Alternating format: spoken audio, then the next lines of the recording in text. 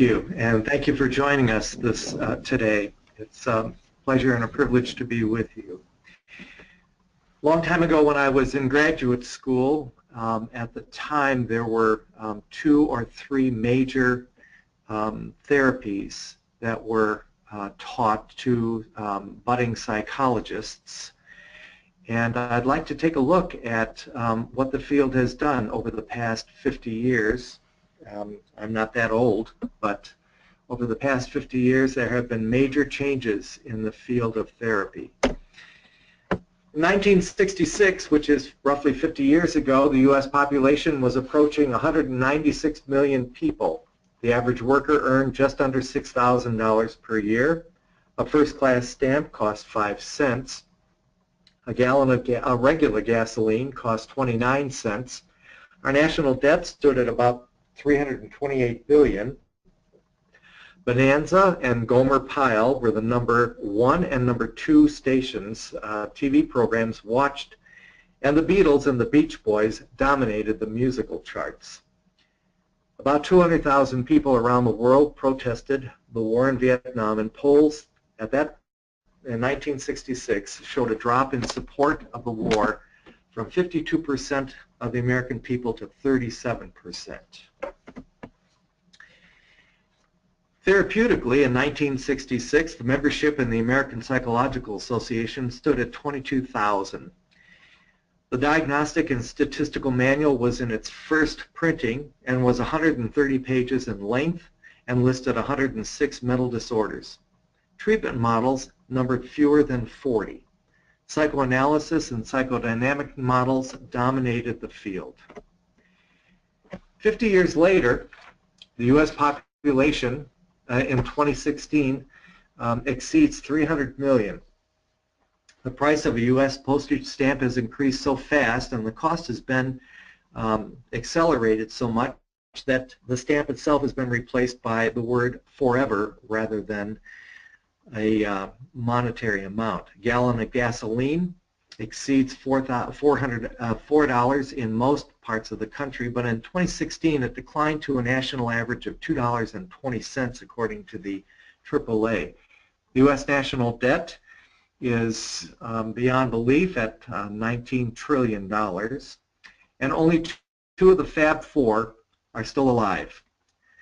And apparently the Beach Boys have morphed into the Backstreet Boys, and the Backstreet Boys then just disappeared. The implacable enemy of Vietnam is now one of the U.S.'s trading partners. Therapeutically, 50 years later, membership in the APA stands at 77,500. The Substance Abuse and Mental Health Service Administration's website lists 297 recognized mental disorders, and the DSM, now in its 5th edition, has reached an astonishing 947 pages. The question then is, does therapy really work?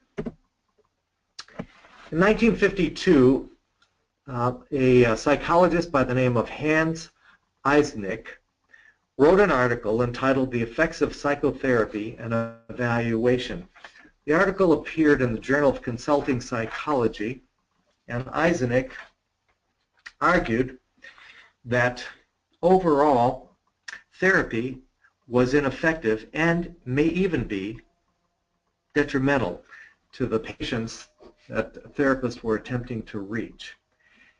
He took a look at 19 studies of the effectiveness of therapy and concluded that psychotherapy, whether psychodynamic or psychoanalytic, was relatively ineffective and may be detrimental.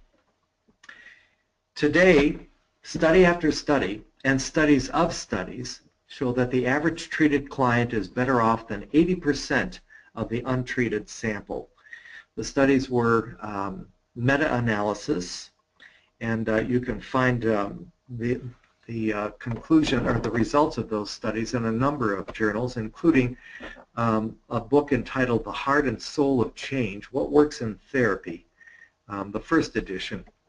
Hundreds of studies have found that psychotherapy is an effective way to help people make positive changes in their lives.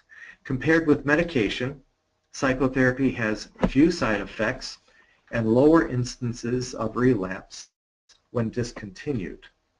I need to mention that psychological interventions can provide substantial improvements in functioning with people who suffer from depression, panic disorder, bipolar disorder, generalized anxiety disorder, post-traumatic stress, social anxiety disorder, specific phobias, coronary heart disease, performance anxiety, public speaking, and alcohol addiction.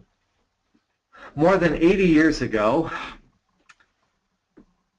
a psychologist by the name of Saul Rosenzweig wrote an article in which he stated that all therapies have to their credit some successes.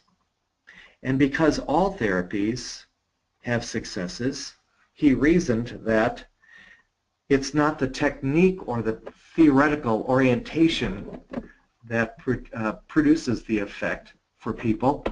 There must be other characteristics that lie outside of theoretical orientation or the technique of delivering the therapy.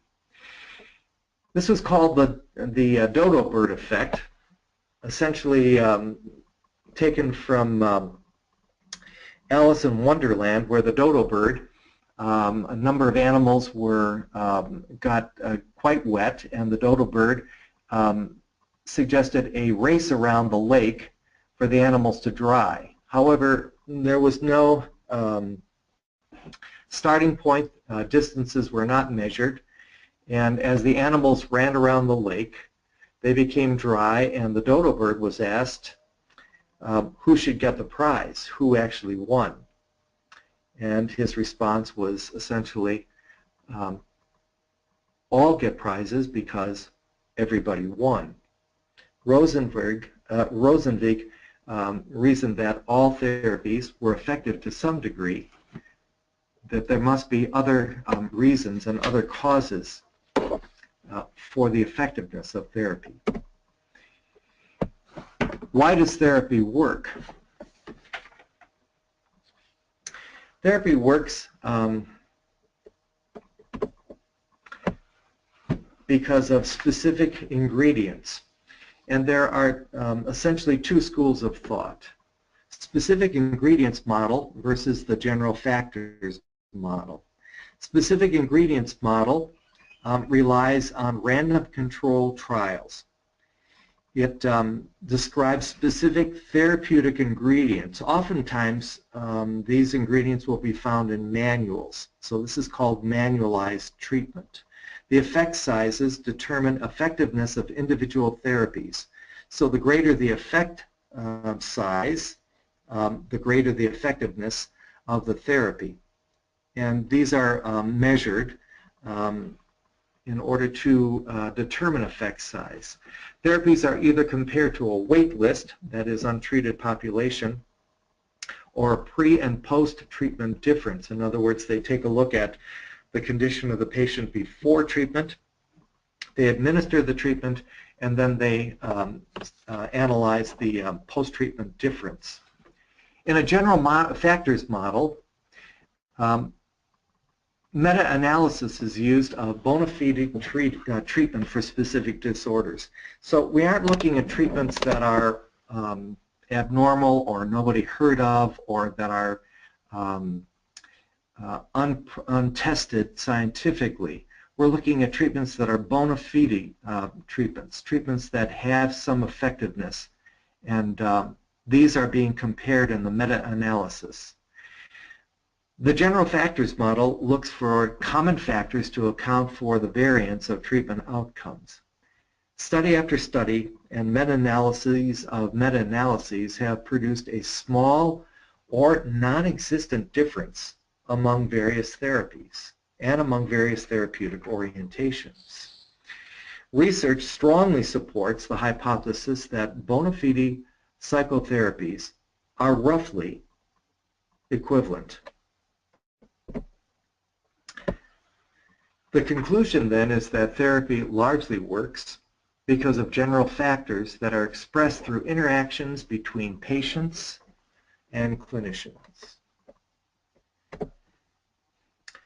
The conclusion is that there is much greater support in the research literature for the effectiveness of common factors as conceptualized by Rosenzweig, Garfield, and Frank than there is for specific treatment effects on which the empirically supported treatment movement depends. Therapy works due to a core of general therapeutic principles. So what we're arguing this morning is, rather than looking at a specific therapeutic approach or a set of specific therapeutic manualized interventions, we're suggesting that therapies are roughly equivalent, that whether you're looking at cognitive behavioral therapy, interpersonal therapy, psychodynamic therapy, these therapies are all effective and all have outcomes that are successful and to their credit. What we want to do is we want to ask the question, if all of them are roughly equivalent according to the meta-analyses, according to research which compares these therapies, what then, if they are roughly equivalent, would be the characteristics that make therapy effective? These must lie outside of the therapy techniques themselves and the theoretical orientation. There are two categories of factors. There are client factors and there are therapist factors. Client factors include such things as the client's readiness for change, the client's strengths, the client's resources, including social networking, the client's pre-morbid level of functioning, that is functioning before treatment, the client's socioeconomic status, the client's personal motivations for change, and a set of life events that are motivating the client into therapy. Client factors reside, as the title suggests, primarily in the client himself. There are some clients that are not good candidates for therapy and consequently will not benefit from therapy. All clients apparently are not created equal, according to the research. The second category is treatment factors. The factors that therapists, you and I, deliver to our clients. Treatment factors include the therapist effects, the alliance effects, expectancy and allegiance, and then techniques and methods. So techniques and methods do in fact play a part, but they're just a small part and account for only a small percentage of the variance in treatment outcomes. The most effective therapists are therapists that have specific and actually quite distinct qualities. These qualities include knowledge and research of treatment approaches. And the research also indicates that effective therapists form a strong therapeutic alliance across the range of patients seen in therapy. These therapists are able to form a bond with their patients regardless of the patient's characteristics and induce the patient to accept the treatment and work collaboratively with the therapist. As you probably have observed in the course of your practice and in collegial settings, there are some therapists that seem to be much more effective than other therapists. Some therapists are able to deal with clients in a broad range of settings and situations, and these therapists seem to have a great deal of success. And it doesn't seem to make much difference whether they are master's level, what their level of education is, whether they're male or female, whether they're practicing in a city or in the country. Doesn't seem to make much difference about their ethnicity. All of these factors don't seem to have any impact on their effectiveness as therapists with their patients. The research is quite interesting about this because the myth is that the higher the level of education, the longer the therapist has been practicing, the greater should be their effect. But the research says that this is not the case. Therapist effects are effective therapists have the ability to perceive, understand, and communicate emotional and social messages with their patients. And the research suggests that it appears that effective therapists are cognizant of patient progress, either informally or through the use of outcome measures, and are willing to address issues that impede therapeutic progress, including the relationship between the therapist and the patient. What we've discovered is that effective therapists have a certain set of characteristics that they are able to utilize in developing alliances and allegiances with their clients. In addition, these therapists look for and encourage feedback from their clients. They want to know what's effective and what's not for their patients when they're in therapy. Secondly, there's the therapeutic alliance. The therapeutic alliance is a consistent predictor of psychotherapy outcomes. The stronger the alliance and the more quickly the alliance is formed between the therapist and the patient, the more likely the outcome is positive for the patient. Research has indicated that if the therapist can in fact form a strong alliance with the client within the first and second sessions, the positive outcomes for the patient are significantly greater than if the alliance takes much longer to form than the second or third session. The relationship between therapist and client is the single largest factor in determining the outcome of therapy. The alliance works by engaging the client in the treatment process, and one of the characteristics of therapists that are affected is that they make a compelling case and a compelling invitation to the client to enter into the treatment process. Research also shows that client-level engagement is the most robust predictor of change in therapy. Expectancy and allegiance. Expectancy has to do with the client's perception as well as the therapist's perception of the therapeutic outcome and whether the therapeutic outcome will be beneficial and positive. These factors refer to both the client's and the therapist's expectations and beliefs about the process and possibility of effects of therapy. For the client, these effects refer to hope and the expectations about healing and therapy, and more specifically to the client's belief in the therapist and the treatment the therapist provides.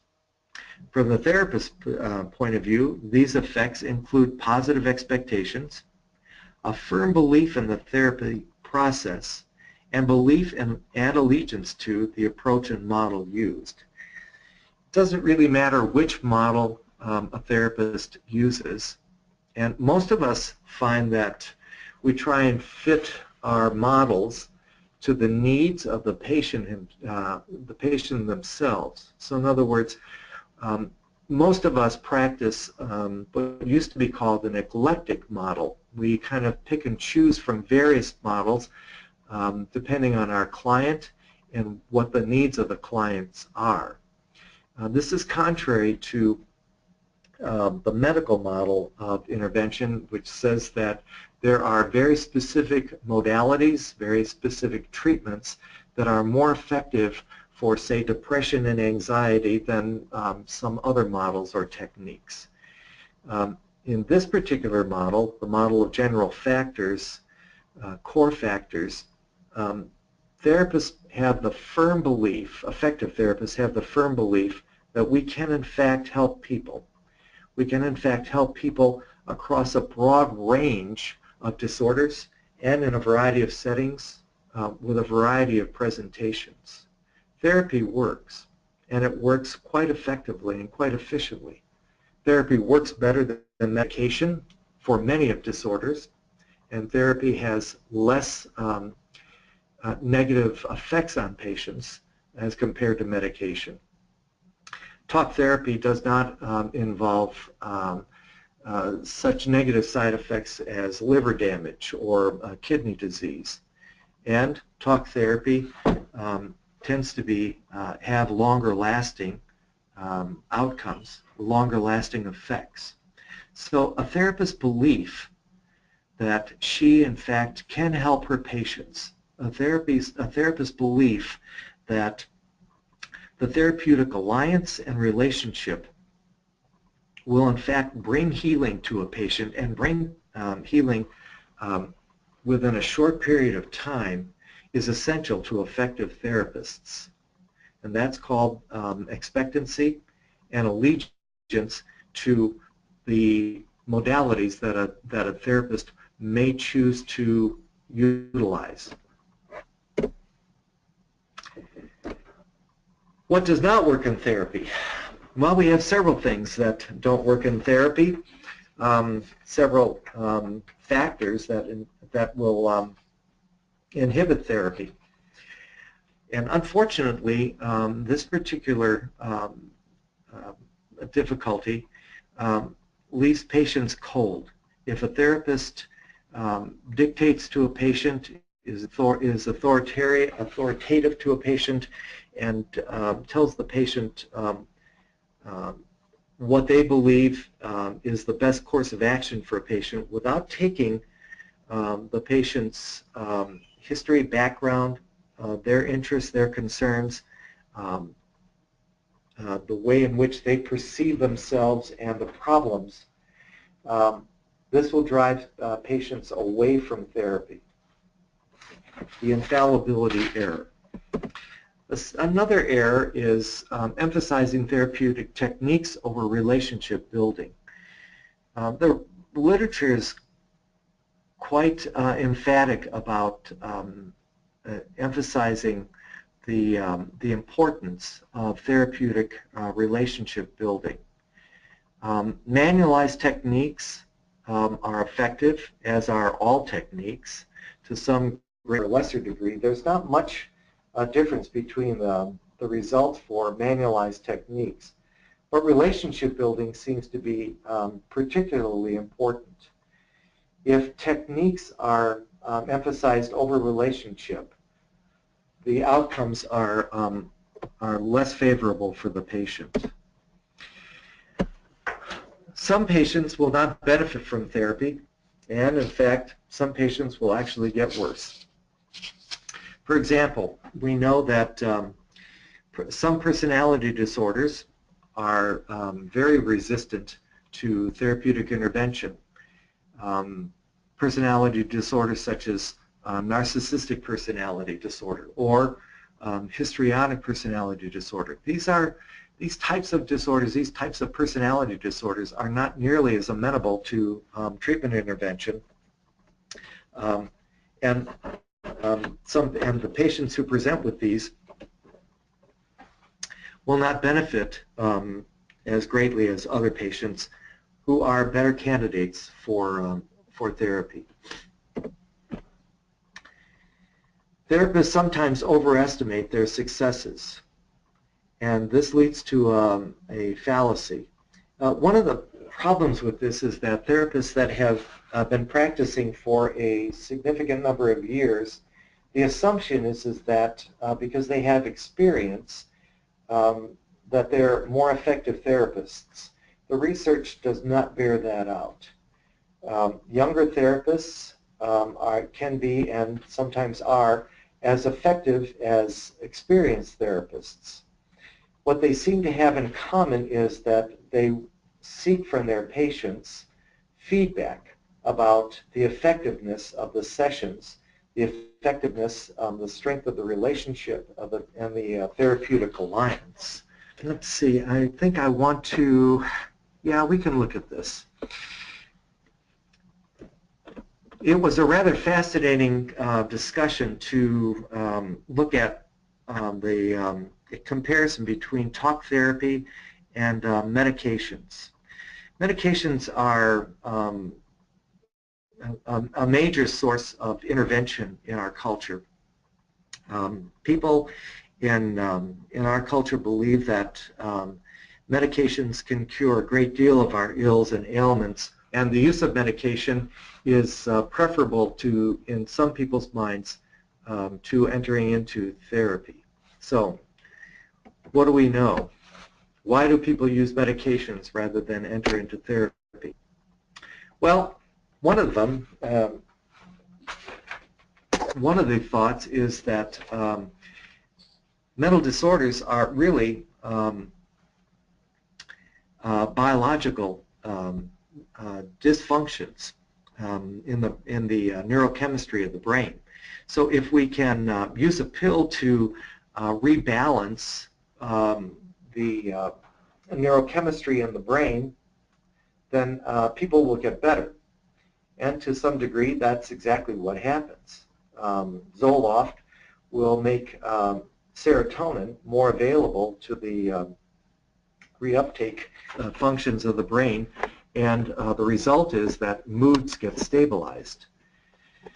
Unfortunately, when Zoloft is taken from the patient, depression often returns. A second one has to do with family physicians, and I want to talk about family physicians and the pharmaceutical industry itself. But family physicians are usually the ones who, and are often the ones who see patients first when patients become depressed or anxious or have other mental disorders. Family physicians are wonderful people with deep compassion, and they have a strong, strong passion to help people. They desire to help people who are suffering emotional, psychological problems and are suffering. And these compassionate people are trained to medicate their patients as a first line of intervention. Unfortunately, physicians, family practitioners are not trained in talk therapy. And so the first line of intervention then becomes medications for family physicians. But again, that has a limited impact on the patient. Patients either have to continue taking antidepressants or other psychotropic medications in order to maintain the same level of relief, or once the medication is stopped, then the patient returns to face the same kinds of emotional problems that they had previously. So, and the third one is the pharmaceutical industry itself. The pharmaceutical industry spends a lot of money every year in advertising. And the message is that medications can and have the ability to relieve symptoms of mental disorders without any comparison to talk therapy. For therapists, what we need to know is that talk therapy, according to the research, is in many cases as effective, if not more effective, than pharmaceutical interventions.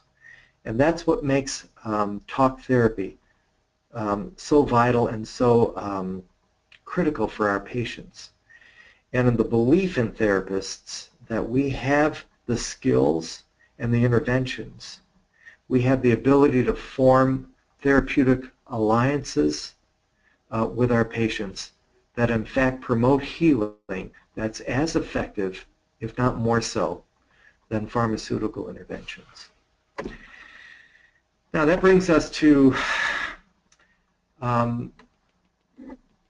the characteristics that make for an effective therapist. If once it's recognized and once the debate between treatments that demonstrate an effectiveness for certain disorders as opposed to a set of core characteristics in therapists that are more common among all therapeutic interventions, once that debate has been settled in your own mind, and you come out with the core characteristics, which the research validates, especially through meta-analysis, and the question is, what makes a therapist effective? What are those characteristics? This part of the presentation we're going to go through rather rapidly because it's still kind of in the making. There's research in the literature, there's research that focuses on various characteristics, and this part of the field is still emerging. But some of the things that we know, what's being presented to you here is from Bruce Wumpold, and you can find these characteristics at the APA site, the American Psychological Association, their website.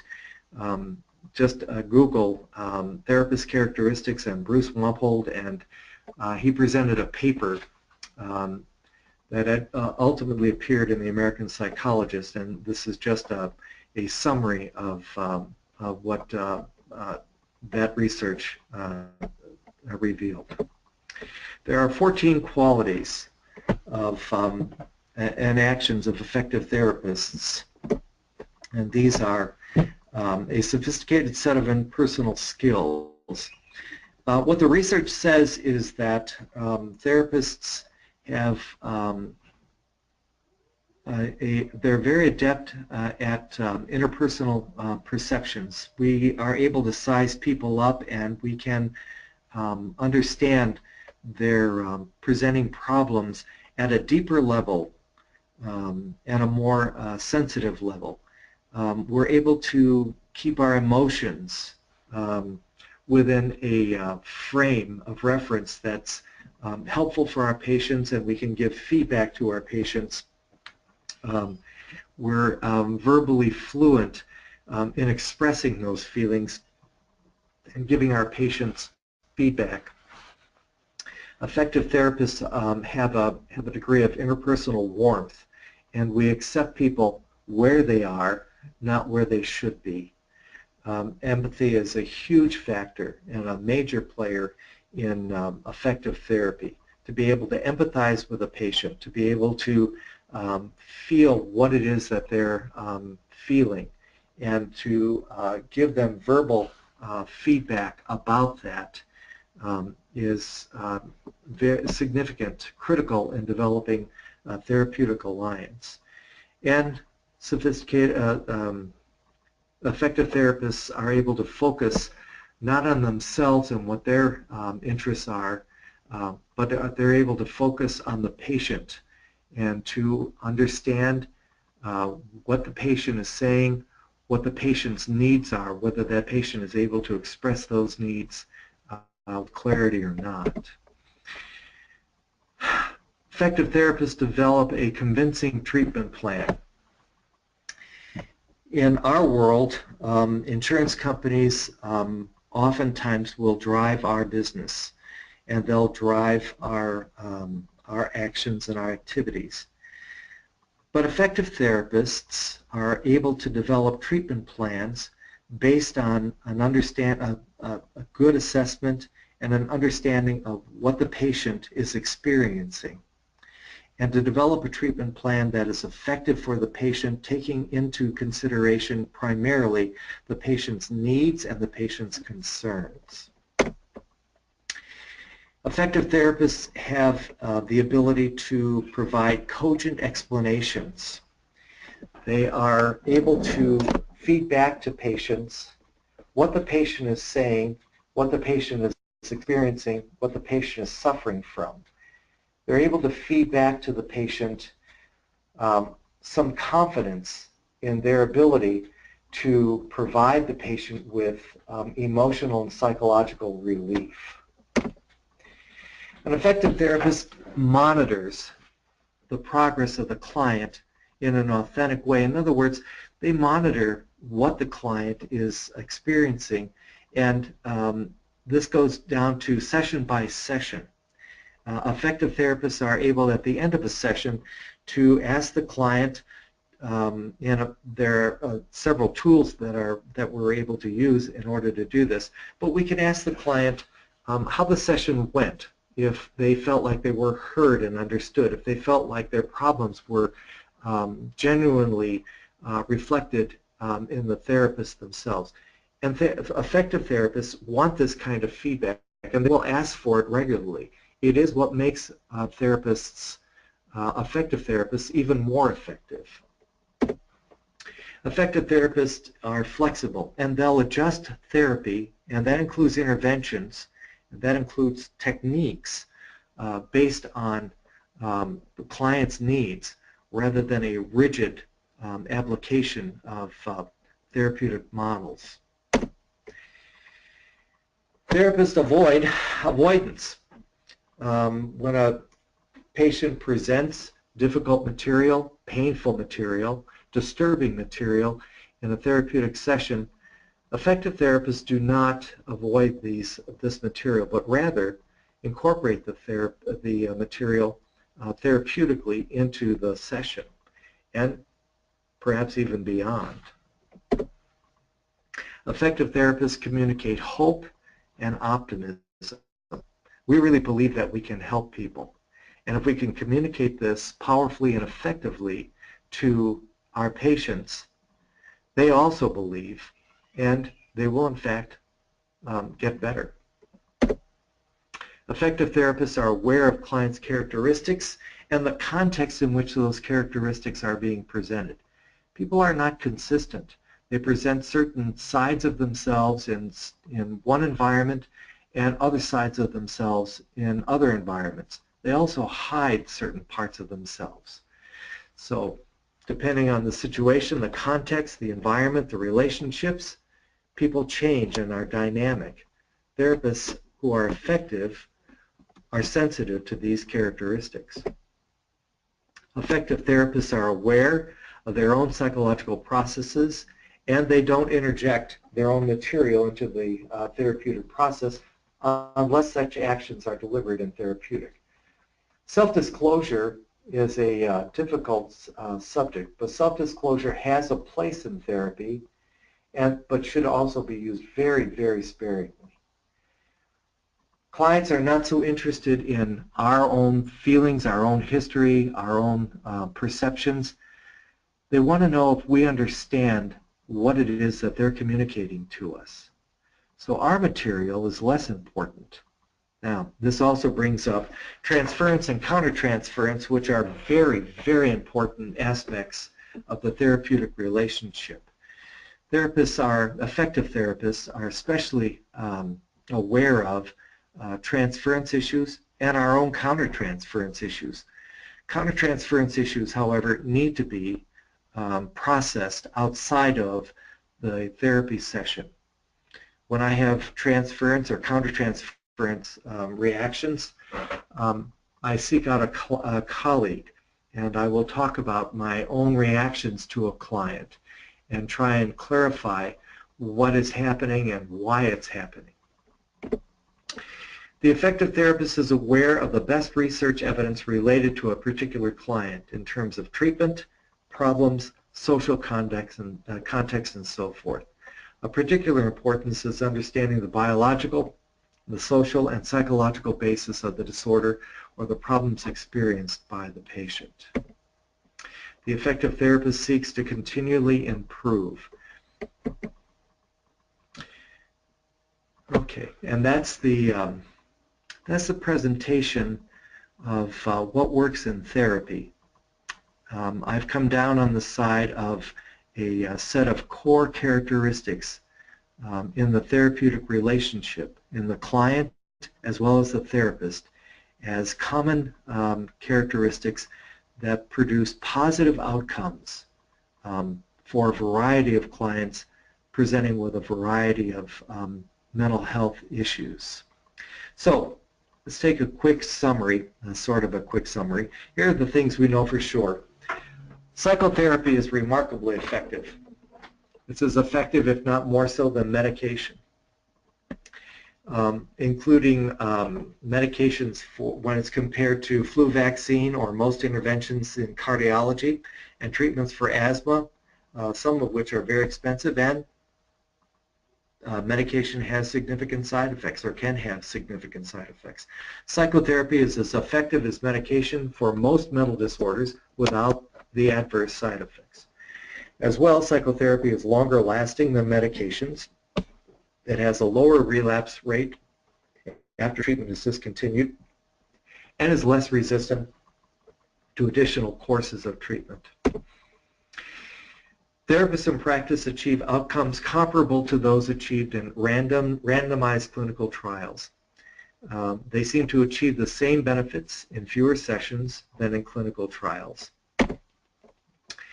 In contexts where clients can assess as much therapy as they desire, patients utilize psychotherapy to progress, and when they have made significant improvement and are in or are close to the normal range, they terminate. Some patients progress quickly and others more slowly, but in aggregate, clients do not use extraordinary amounts of therapy, on average about 7 to 9 sessions.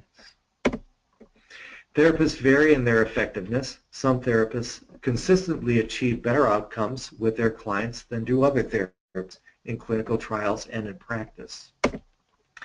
Factors such as the working alliance, empathy, expectations, psychoeducation about the disorder, and other so-called common factors are robustly related to positive outcomes for patients. Moreover, and importantly, those therapists who can form an alliance with a range of patients have a sophisticated set of facilitative interpersonal skills, worry about their effectiveness, and make deliberate efforts to improve their effectiveness are the therapists who achieve better outcomes, irrespective, again, of theoretical orientation or technique used. Providing information about client progress to the therapist and the client improves the quality of the psychotherapy process, primarily by reducing the likelihood of treatment failures for clients not making expected progress. Things we sort of know. Therapists do not get better with time or experience. That is, over the course of the professional career, on average, it appears that therapists do not improve, if by improvement we mean achieve better outcomes. The whole process of achieving better outcomes is very deliberate and very intentional by therapists. Time alone does not make a therapist better. Ratings of therapist competence at delivering a particular treatment accomplished from ratings of actual therapy sessions are not associated with better outcomes. To put it another way, watching videos of therapy and evaluating based on theory-specific behavioral observations does not reliably differentiate less effective therapists from more effective therapists. Adherence to a treatment protocol is not related to outcome. That is, therapists who adhere to what is expected in a treatment do not get better outcomes than therapists who deviate from a manual. Actually, it appears that therapists who, regardless of how the client responds, stick to the treatment have poor outcomes. It is those therapists who flexibly provide a treatment who achieve the best outcomes. And that ends our presentation. All right, thank you, Doctor. That was great presentation. Okay, just as a reminder for everyone attending, please use the chat box to send in your questions. Okay, Doctor, we got one question from Cheryl. Does the therapist have to have gone through an identical experience as the client to be effective? That is, eating disorders. Should a therapist disclose if have or don't have this personal experience? The question is a very good one, and the short answer is no. A therapist doesn't have to experience an eating disorder or have an exact trauma that matches a client or suffers from addiction to methamphetamines in order to be able to help the client. It seems to be the case that it's much more important to form a therapeutic alliance with the client than to have a similar experience to the client. In forming the therapeutic alliance, the therapist needs to be able to communicate effectively in a way that the client understands, and the client can perceive that the therapist really does understand what it is the client is going through. Empathy then becomes much more important than having identical experiences. As far as self-disclosure, it should be used very rarely in therapy. Self-disclosure can be a slippery slope. If one exposes too much of oneself, then it becomes contraindicated, and it's disruptive for the client. Clients want to know that we understand them. They may or may not be helped by the fact that we have similar experiences. That was a good question. Okay. Thank you, doctor. And moving on to the next question from Karen. Most common mistakes by ineffective therapists. Most common mistakes are probably giving to the patient the understanding and the impression that the therapist knows best what the patient needs, and the therapist knows best how a patient should behave or a patient should act. Before understanding with empathy the feelings and the experiences of the patient. Patients are open to direction, but they're much more open to sensitive listening, empathy, and an understanding, a sensitive understanding of who the patient really is and what it is that they're trying to say to us. So probably those are the most often made mistakes for therapists. Therapists that become overly directive tend to drive patients away from therapy. Therapy has a stigma about it in our culture. The stigma has to do with kind of more the American value and ideal that I'm independent, I don't need help, I'm supposed to remain strong, and I can take in stride anything that happens to me because that's what makes me independent and fully functioning. So therapy then becomes a sign or a symptom of a weakness that I myself cannot handle on my own. Once that stigma is erased, then people are much more open to receiving help in therapy by a therapist who they feel really understands them.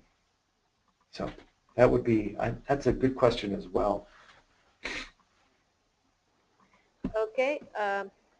Again, I'm sending a reminder to everyone attending. You can use the chat box to send in your questions. Okay. Again, Karen is asking, if patient turns off, how to rejoin? Yeah. Once a patient has been turned off, to re-engage the patient is difficult. It depends a lot on the reasons why they've been turned off. If they've been turned off, for example, because they feel that the therapist is not hearing them or understanding them, then to rejoin, reconnect with the patient, the therapist has to be able to communicate to the patient that they are understood and that their concerns are the focus of attention in the therapeutic session. The best way probably to reconnect after an especially difficult session is to ask the patient their perception of how the session went. Sometimes we use something called the session rating scales, and that helps patients quickly determine what they felt were the strengths as well as the weaknesses in the session. Once a therapist receives that kind of feedback, reconnecting with the patient, then can focus on those areas in which the patient expressed some frustration or disconnect with the therapist.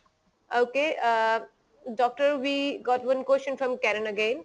How can therapists best hone in on best practices skills? I repeat, how can therapists best hone in on best practices skills? The issue of technique is an important one. The issue of structure in the therapeutic session is also an important one. Effective therapists tend to have a structure and a technique in mind for their patients as they get to know and experience the patient. So this little presentation was not to discourage therapists from using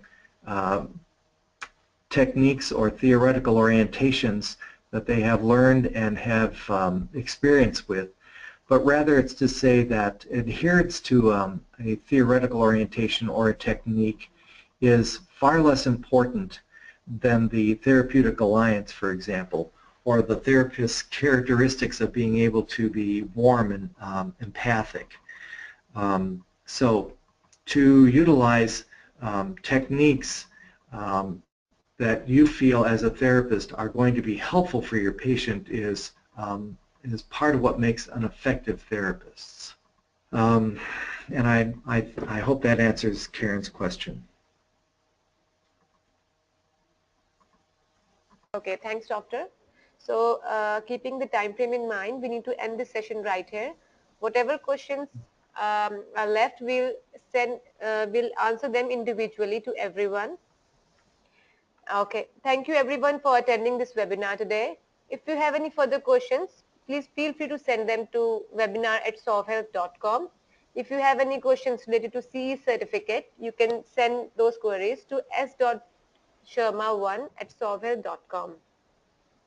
Once you leave today's webinar, you will receive a thank you email within 24 to 48 hours with all the information pertaining to this webinar and how you can earn your CE certificate. This presentation will be available to watch after 72 hours on sovinstitute.com.